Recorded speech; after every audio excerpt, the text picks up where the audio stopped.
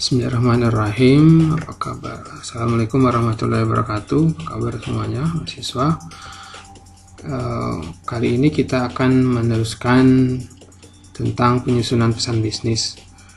Jadi ada 3 sesi berkaitan dengan penyusunan pesan bisnis, yaitu tentang pengorganisasian, tentang perencanaan, pengorganisasian, dan revisi.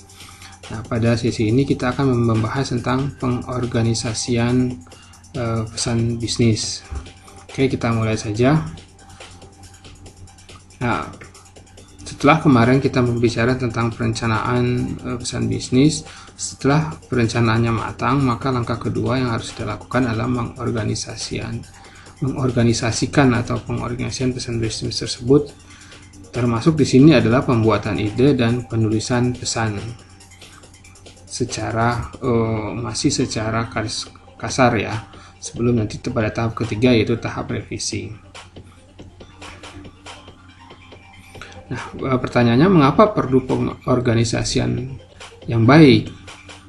Pertama, alasannya adalah dengan pengorganisasian yang baik, maka membantu audiens atau yang menerima pesan untuk memahami tujuan pesan kita. Jadi kalau pesan tersebut tidak terorganisasi dengan baik, maka ada kesulitan dari audiens untuk memahami tujuan dari pesan tersebut. Yang kedua adalah membantu audiens untuk menerima isi pesan tersebut. Yang ketiga adalah menghemat waktu audiens. Jadi kalau pengorganisasian pesannya tidak baik, maka audiens perlu waktu yang cukup lama untuk menelaah atau memahami tujuan pesan tersebut.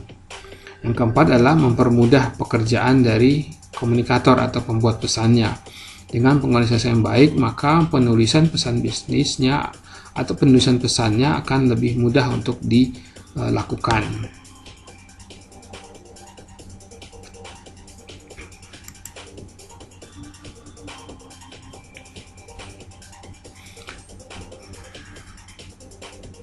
Oke, berikutnya adalah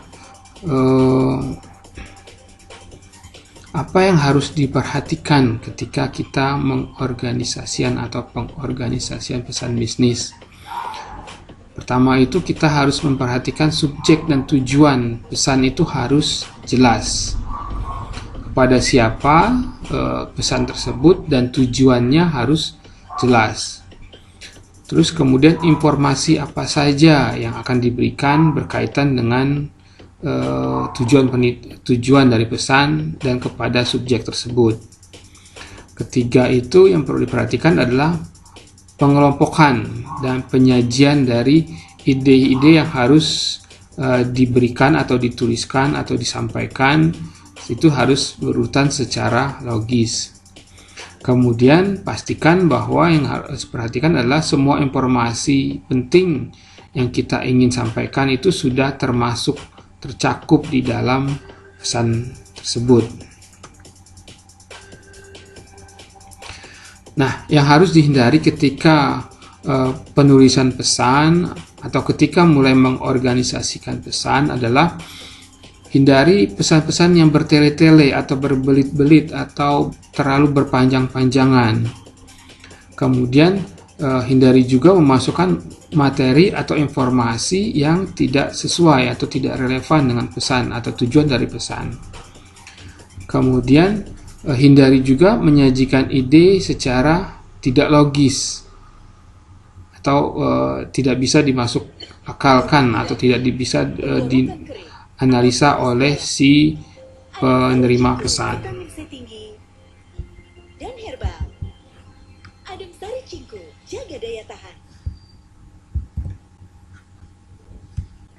Berikutnya adalah hindari juga pesan yang informasi penting tidak tercakup dalamnya. Jadi yang informasi yang disampaikan itu mungkin yang tidak penting, tapi yang informasi penting sendiri yang mau kita berikan atau yang sesuai dengan tujuan pesan tidak termasuk di dalam pesan. Nah, itu hal-hal yang perlu dihindari dalam penyampaian pesan. Begitu berikutnya adalah bagaimana caranya kita mengorganisasikan pesan. Langkah pertama adalah kita membuat outline atau garis besar atau poin-poin dari pesan tersebut. Nah, dalam pembuatan outline ini adalah kita pertama mendefinisikan dan mengelompokkan ide atau ide-ide pokok. Nah, dari ide pokok tersebut kemudian kita kembangkan menjadi poin-poin pendukung atau ide-ide pendukung terhadap ide pokok tersebut. Nah, setelah ide pokok dan ide pendukungnya ada, maka kita tampilkan juga di situ adalah bukti-bukti pendukung yang bersifat logis, yang bersifat berdasarkan data dan fakta.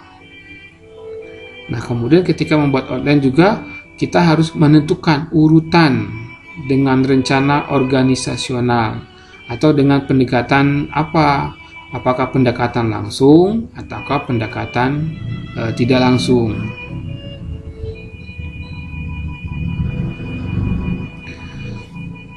Kemudian langkah berikutnya adalah mengorganisasikan data dengan membuat daftar atau bagan.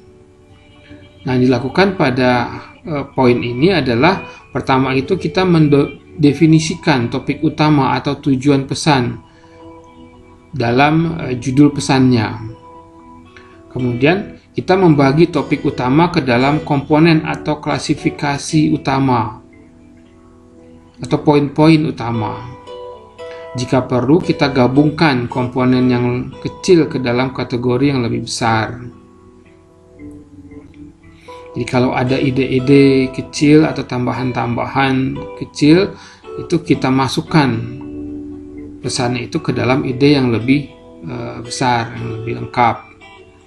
Kemudian kita bisa memecahkan komponen ide pokok atau tersebut ke dalam sub-sub poin. Terus jangan meletakkan satu poin di bawah sebuah komponen utama, gabungkan dengan poin utama di atasnya atau diatur kembali. Jadi kalau kita punya beberapa poin, maka sebaiknya diletakkan di komponen sebagai komponen utama. Jadi jangan meletakkan hanya satu poin di bawah komponen utama. Kemudian usahakan membuat tiap komponen eksklusif atau tidak tumpang tindih. Artinya setiap komponen itu mempunyai arti masing-masing, mempunyai pesan masing-masing. Jadi secara lebih istilahnya eksklusif. Terus kemudian gunakan rincian atau ilustrasi atau bukti-bukti yang mendukung dari subpoin atau poin-poin pendukung dari poin atau ide utama.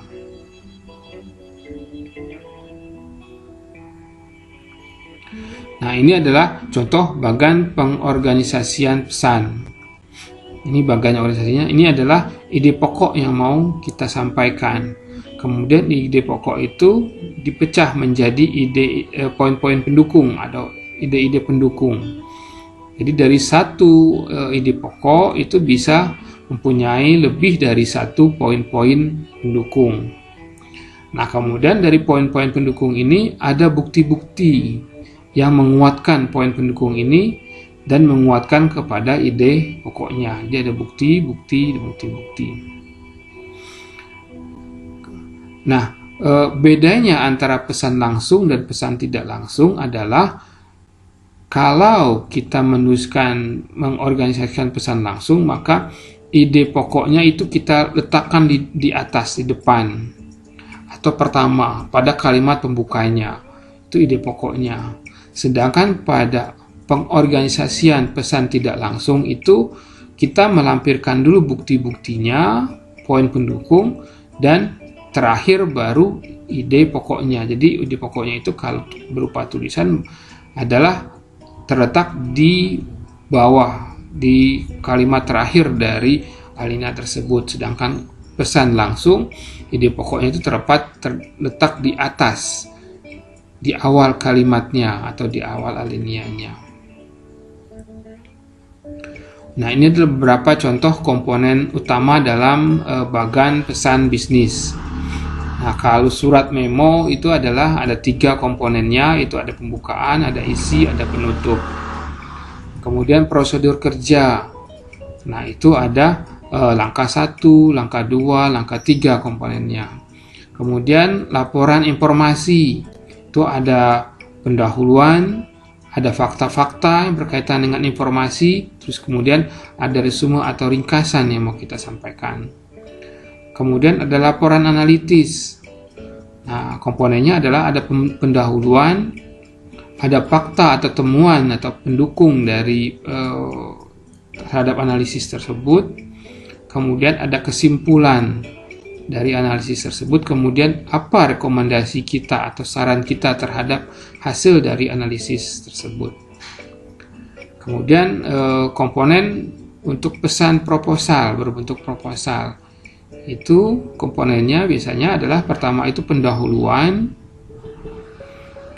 kedua itu solusi yang diminta, kita mau apa gitu kan dari proposal tersebut, kemudian penetapan kapan itu kan ditetapkan proposal itu agar diperhatikan, kemudian ada jadwal-jadwal mungkin dan biaya-biaya kalau berkaitan dengan proposal project atau proposal kegiatan, kemudian ada lembar pengesahan. Nah, ada cara lain untuk mengeluarkan ide-ide dari pesan bisnis, yaitu dengan menggunakan namanya mind map atau peta pikiran. Jadi ide-ide pokoknya pada cabang yang utama, kemudian ide pendukungnya itu pada cabang-cabang yang lebih kecil atau berikutnya.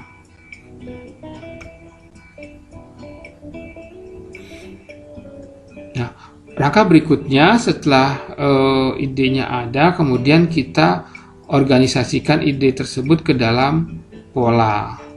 Polanya itu adalah pola langsung dan pola tidak langsung. Seperti yang di atas tadi, ada pendekatan langsung dan tidak langsung. Nah, kalau pendekatan langsung atau pola langsung itu, ide utama muncul di awal, kemudian diikuti dengan rincian atau poin pendukung, terus kemudian penjelasan dan bukti-bukti. Jadi sama seperti bagan yang kita lihat di atas tadi. Seperti ini ya.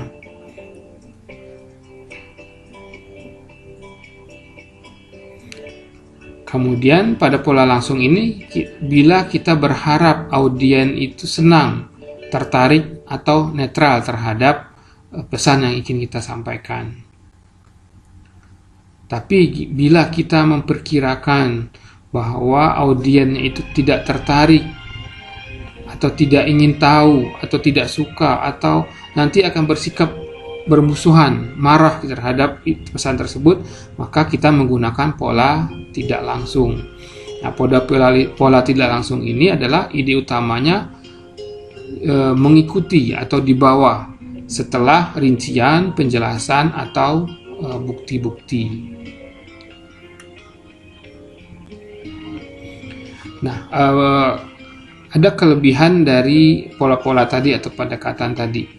Pola langsung ini kelebihannya adalah menghemat waktu audien dalam membaca. Biasanya audiens atau penerima pesan yang sibuk, maka dia akan senang bila pesan yang kita sampaikan itu langsung kepada tujuan dari pesan. Maka kita menggunakan pola langsung. Jadi lebih menghemat waktunya. Dia tuh cukup lihat di awal atau membaca di paragraf awal, dia sudah tahu maksud dari pesan tersebut. Kemudian kelebihannya adalah menerapkan bingkai berpikir yang jelas bagi pembaca. Berikutnya adalah mencegah kesan negatif pembaca. Jadi kalau idenya itu atau tujuan pesannya sudah disampaikan di awal, maka akan memberikan kesan negatif bahwa kabar tersebut adalah bukan kabar yang bersifat negatif. Nah, sedangkan kelebihan dari pola tidak langsung adalah menghargai perasaan audien atau pembaca. Biasanya untuk pesan-pesan yang negatif itu kita biasanya tidak langsung kepada tujuan pesannya, tapi melalui penjelasan-penjelasan bukti sebagai bentuk untuk menghargai perasaan dari audiens atau pembaca. Terus mendorong penerimaan yang baik dari audiens. Jadi dia mengerti dulu duduk persoalannya, apa yang akan yang kita inginkan itu bisa tergambar dari penjelasan atau bukti-bukti di awal sebelum sampai kepada tujuan pesan. Terus meminimalkan reaksi negatif dari audiens. Contoh ini adalah contoh dari pola langsung dan tidak langsung ini. Contohnya adalah Dewan Manajemen telah memutuskan untuk memulai sebuah program percobaan magang musim gugur nanti. Ini langsung menyampaikan tujuannya, itu memulai program magang. Nah, ini pola tidak langsung. Jadi di awalnya dijelaskan dahulu apa yang menjadi pertimbangan sebelumnya, sehingga idenya untuk memulai percobaan di musim gugur nanti itu ditaruh di akhir kalimat.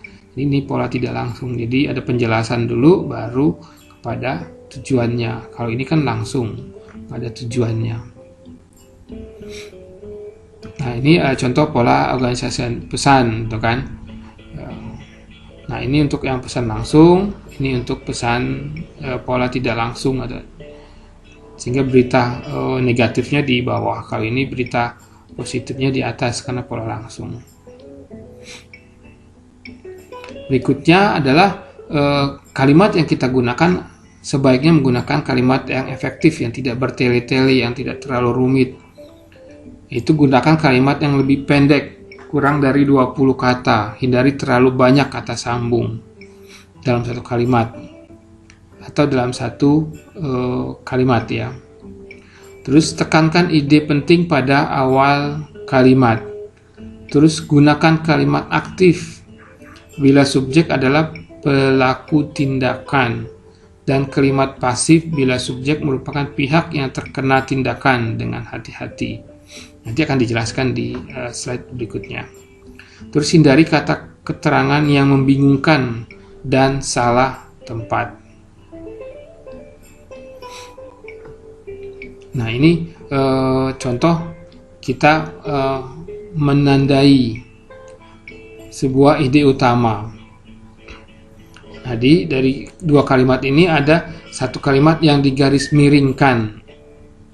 Jadi ini menjadi hal yang penting yang harus menjadi perhatian bagi audiens. Ini kan yang sepentingnya di sini. Nah, ini adalah ide penting ditempatkan pada awal atau akhir kalimat. Jadi ada sebaiknya kita menggunakan kalimat seperti ini yang tegas daripada yang seperti ini. Ini idenya ada di akhir. Idenya adalah insentif gaji.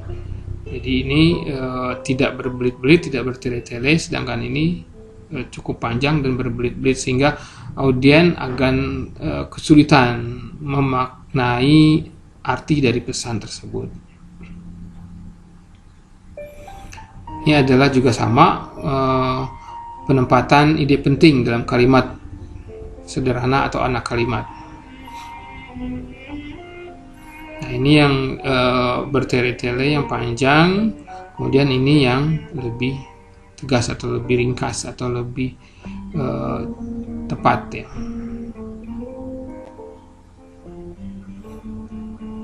Ini juga sama contohnya di sini penekanan seperti tadi di atas adalah menekankan. Kita menekankan apa?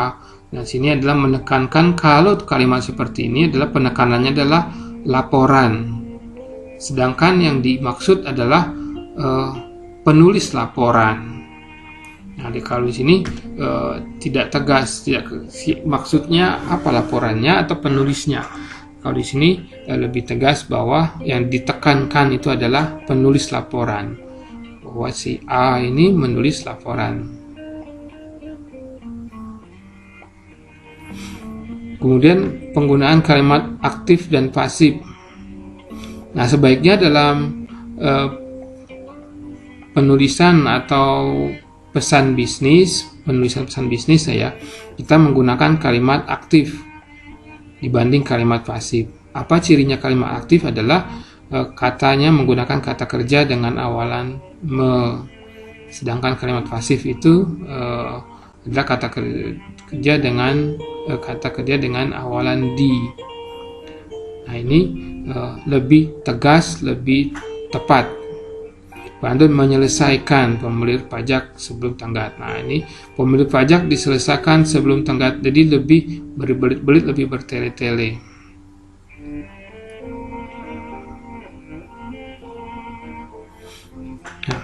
Nah, penggunaan kalimat pasif dan aktif, kita sebaiknya menggunakan kalimat aktif pada kebanyakan penulisan pesan bisnis. Terus gunakan kalimat pasif untuk menekankan sebuah tindakan atau penerima tindakan. Terus gunakan kalimat pasif untuk memperhalus berita negatif. Nah, sebaiknya kita menggunakan kalimat pasif itu bila kita ingin memperhalus berita atau pesan negatif. Atau kita bisa menggunakan kalimat pasif untuk menyembunyikan pelaku atau penekanannya pada kalimat penekanannya itu mau disembunyikan. Seperti contoh di sini adalah, kalau di sini kalimat aktif kita penekanannya kepada personnya, orangnya, Brandon. Tapi di sini orangnya ditaruh di belakang dengan menggunakan kalimat pasif. Jadi penekanannya lebih kurang ada penekanan, seperti disembunyikan si I-nya ini ya, subjeknya. Kemudian kita usahakan ketika menulis pesan itu menggunakan paragraf yang bermakna. Maksud dari paragraf bermakna itu adalah satu paragraf itu hanya membahas satu topik saja, tidak bermacam-macam topik atau tema atau ide. Kemudian gunakan pola langsung bila kalimat utama diikuti oleh kalimat pendukung. Ini digunakan untuk mendefinisikan, mengelompokkan, menggambarkan, dan menjelaskan. Kemudian gunakan pola berputar bila dimulai dengan kalimat pembatas, kemudian kalimat utama diikuti kalimat pendukung. Nah, ini biasanya digunakan untuk membandingkan atau mengontraskan ide. Kemudian kita menggunakan pola tidak langsung bila dimulai dengan kalimat pendukung dan diakhiri kalimat utama. Jadi kalimat pendukung dulu, baru diakhiri kalimat utama. Ini digunakan untuk menjelaskan alasan atau sebab terlebih dahulu. Kemudian mengkaitkan atau mengaitkan ide untuk membangun sebuah hubungan secara runtun, kontinu. Terus berikan tanda petunjuk dengan kalimat transisi, misalnya kalimat transisinya selanjutnya, jadi, sebagai akibat, karena, sehingga gitu ya, transisi. Terus batasi panjang paragraf maksimal 8 baris. Jadi kalau terlalu panjang dalam satu paragraf maka akan membosankan bagi si audien dalam membacanya. Nah, ini adalah beberapa contoh pola paragraf langsung. Jadi kalimat utamanya di depan, kemudian kalimat pendukungnya berikut yang mengikuti. Kalimat utama, kalimat pembatas. Apabila kita menggunakan paragraf langsung tapi ada kalimat pembatasnya atau antara ya, pembatas itu sebagai antara dari kalimat utama dengan kalimat pendukung. Nah, ini pada pola berputar, kalimat pembatas ini diletakkan di atas, di awal kalimat, baru kalimat berikutnya. Ini adalah pola berputar. Jadi kalimat pembatas tadi kita letakkan di atas, baru diikuti dengan kalimat utama atau ide pokoknya, baru kalimat pendukungnya.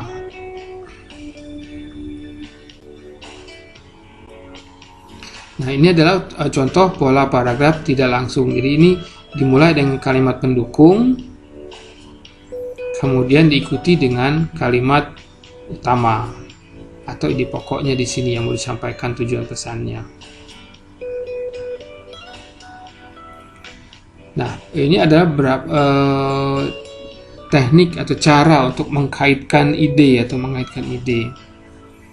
Pertama adalah kita meneruskan ide pokok tadi atau ide kunci dengan menggunakan kata kunci atau menggunakan kata ganti untuk menunjukkan ide yang sama, atau kita menyambung kalimat dengan menyebutkan kembali kata dengan ide awal. Nah, ini adalah contohnya. Pertama adalah meneruskan kata kunci. Kata kunci di sini adalah para VIP. Kemudian kita teruskan para VIP. Jadi di kalimat pertama dan kalimat kedua, kalimat kata kuncinya adalah para VIP. Jadi meneruskan kata kunci. Kemudian kita menggunakan kata ganti. Jadi bila subjeknya itu terlalu panjang, kalimat utamanya, kata utamanya itu terlalu panjang, maka kita menggunakan kata ganti. Jadi semua karyawan kita ganti dengan mereka. Kemudian orientasi selama 2 minggu ini menjadi pelatihan ini. Jadi bagi kata menggantikan, pelatihan ini menggantikan orientasi selama 2 minggu. Mereka ini menggantikan semua karyawan baru. Berikutnya adalah menyambungkan kalimat. Jadi kalimatnya bila kita tidak menggunakan tanda baca atau tidak membatasi kata dalam satu kalimat, maka ini akan menjadi suatu kalimat yang panjang. Untuk itu maka kalimat ini kita potong-potong menjadi lebih pendek. Nah, untuk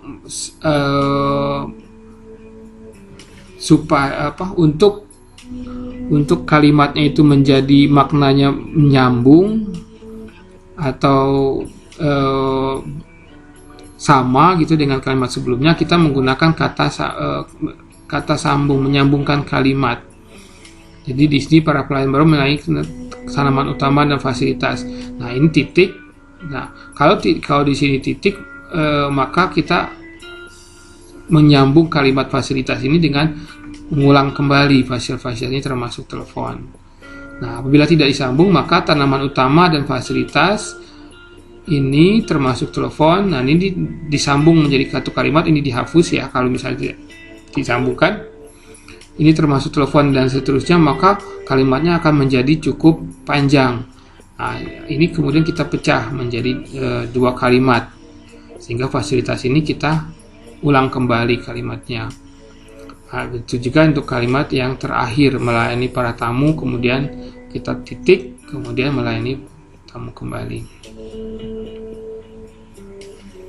Nah, kemudian langkah berikutnya adalah kita mengusahakan sudut pandang itu sudut pandang dari audiens atau penerima pesan, bukan berdasarkan sudut pandang kita.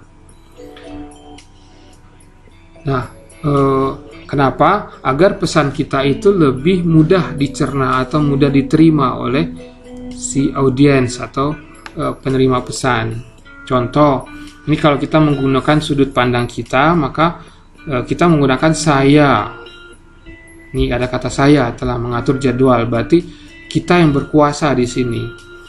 Jadi sehingga begitu disampaikan kepada audiens, maka mungkin akan ada penolakan dari audiens. Untuk itu maka katanya kita ganti. Saya telah mengatur menjadi Anda bisa memulai perjalanan Anda tanggal 1 Mei. Jadi yang berkuasa di sini adalah audiensnya. Jadi Anda bisa memulai. Nah, ini juga contoh kami telah mengirimkan. Jadi kesannya kita memerintah gitu kan kepada audiens. Nah, sehingga mungkin ada penolakan dari sana dia menerima pesannya.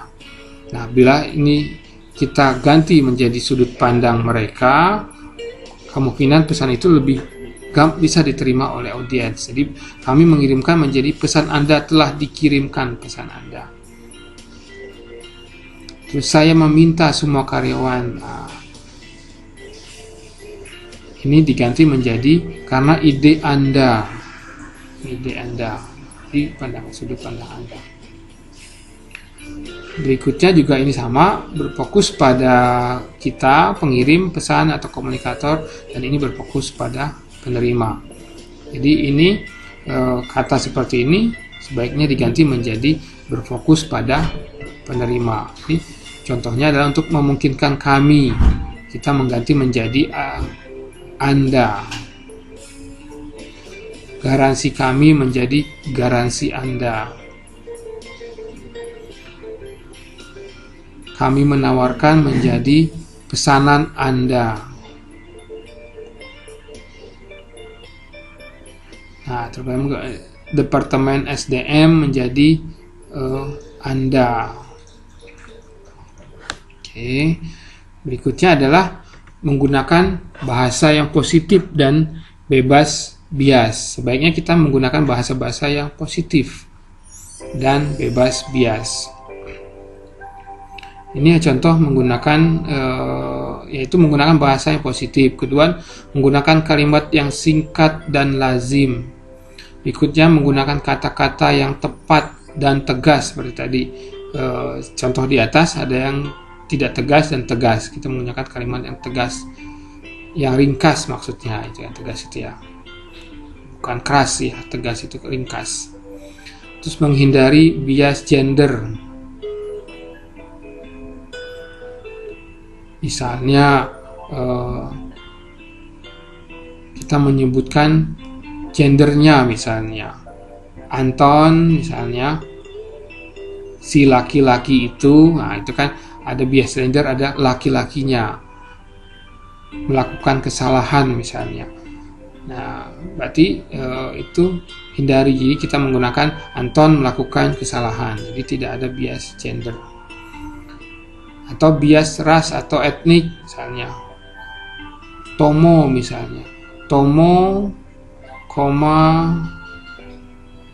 orang Jawa misalnya melakukan training misalnya, itu kan tadi orang Jawanya itu sebagai bias ras.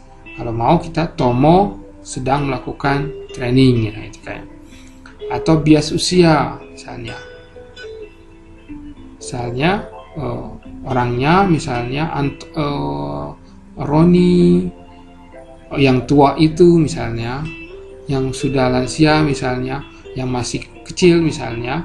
Nah, itu adalah bias usia. Dia menyebutkan bahwa dia masih kecil atau sudah tua, itu bias.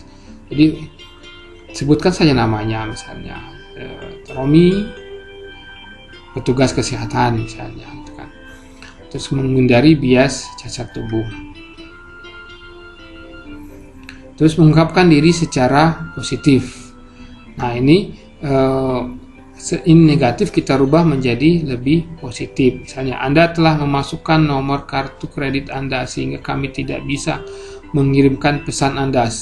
Ini kesannya negatif bahwa perusahaan menuduh seseorang telah memasukkan kartu kreditnya. Nah, pasti nanti ada penolakan di situ. Maka kita rubah menjadi kalimatnya, kami akan mengirimkan pesanan Anda segera setelah menerima nomor kartu kredit Anda. Ini kan lebih positif. Anda tidak boleh, ini kan negatif, kata tidak ini kan negatif. Tapi diganti menjadi Anda bisa. Anda tidak, ini kan negatif. Jadi Anda akan senang, gitu kan. Masalah ini tidak, ini kan negatif. Nah, dirubah menjadi kalimat lebih positif.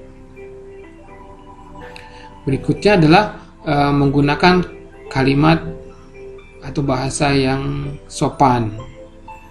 Bila kita menulis dengan kurang sopan, maka kita mengganti lebih menjadi kalimat lebih sopan. Anda harus menyelesaikan, ini kan tidak sopan, menyuruh gitu kan. Nah, tapi kita menggunakan kata tolong. Nah, ini kan Anda harusnya kan kurang sopan. Nah, kita ganti menjadi kata-kata seperti ini. Berikutnya adalah penggunaan kata yang lebih tepat. Misal ini kan terjadi lonjakan laba, ini kurang tepat. Lonjakan labanya itu seberapa gitu kan.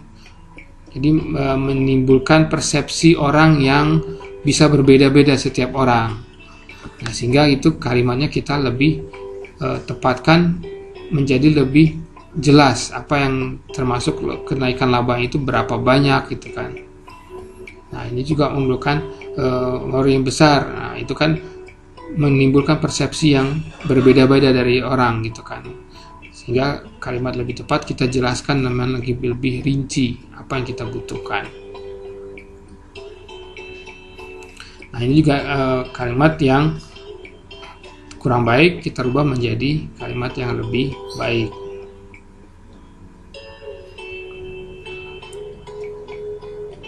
Nah, kemudian pengorganisasian pesan untuk pesan singkat dan bukan pesan singkat itu kita sebaiknya memperhatikan tabel berikut. Bila kita berasumsi audien itu akan tertarik, maka bentuknya adalah direct request, permintaan langsung. Nah, pengorganisasiannya itu dimulai dengan permintaan atau ide pokok, kemudian kita detailkan isinya, kemudian penutup. Nah, ini pengorganisasiannya ada pembukaan, isi, penutup. Bila reaksi audien kita asumsikan senang, maka bentuknya adalah bisa pesan rutin, bentuknya good news atau goodwill, maka pengorganisasiannya seperti ini. Mulai dari ide, kemudian rinci, dan hormat. Bila kita berasumsi bahwa penerima pesan akan tidak senang, seperti bad news, pernyataan netral sebagai transisi ke bad news, maka pengorganisasiannya adalah seperti ini. Pertama, mulai dengan pernyataan yang netral, kemudian beri alasan yang rasional, kemudian rasa hormat kita.